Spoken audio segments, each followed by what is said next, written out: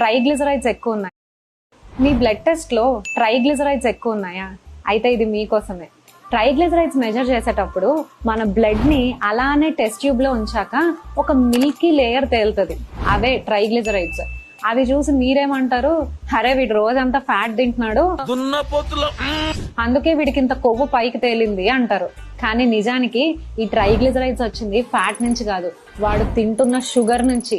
Yes, your abnormal sugar consumption is reflected on your lipid profile as triglycerides.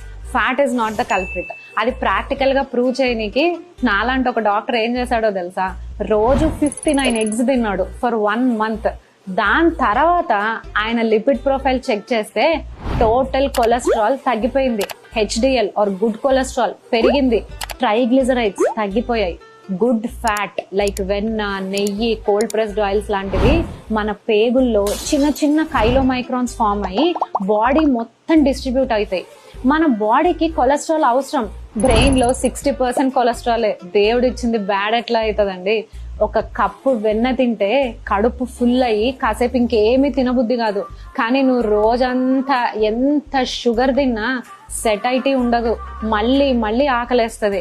So నా బంగారు followers లారా, problem fat కాదు, sugar is the problem.